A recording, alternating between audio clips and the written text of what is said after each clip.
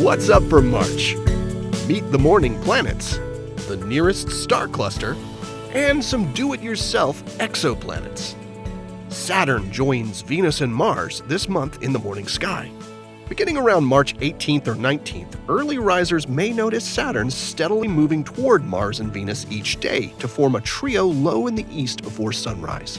The crescent moon joins the crowd on the 27th and 28th. Saturn and Mars are headed toward a super close meeting at the start of April. More about that in next month's video. Look high in the southwest on March evenings and you'll find the tall, Y-shaped constellation Taurus, the bull.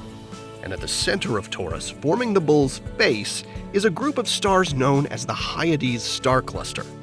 It's the closest open star cluster to our solar system, containing hundreds of stars. Now, an open cluster is a group of stars that are close together in space and loosely bound together by their mutual gravity. These are stars that formed together around the same time from the same cloud of dust and gas. Over time, they blow away that leftover nebula material and drift apart.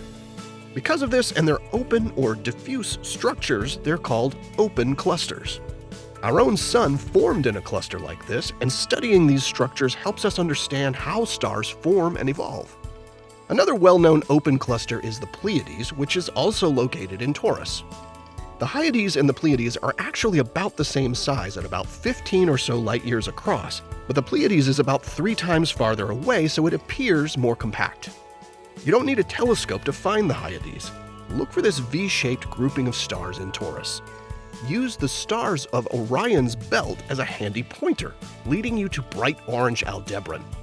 Aldebaran isn't actually part of the star cluster. It's located halfway to the Hyades and just happens to appear in the foreground. So check out the Hyades in March, where you'll see a handful of stars with the unaided eye and more than 100 with binoculars.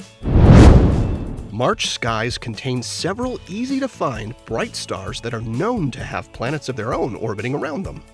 Locate these distant suns for yourself, and you'll know you're peering directly at another planetary system. First is Epsilon Tauri, the right eye of Taurus, the bull.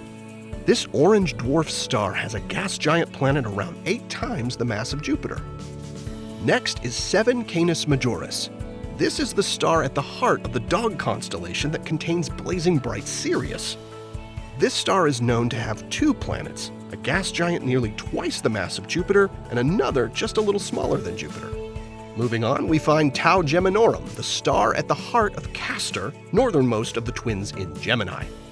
Tau Geminorum has a huge gas giant planet 20 times the mass of Jupiter in an orbit only slightly larger than that of Earth.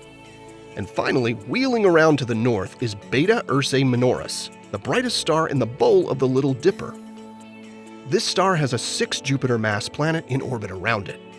Researchers expect that most stars have a family of planets orbiting them because forming planets is a natural part of forming stars.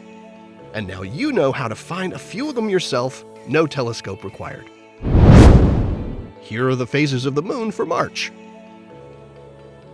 Stay up to date with all of NASA's missions to explore the solar system and beyond at nasa.gov. I'm Preston Dykes from NASA's Jet Propulsion Laboratory, and that's what's up for this month.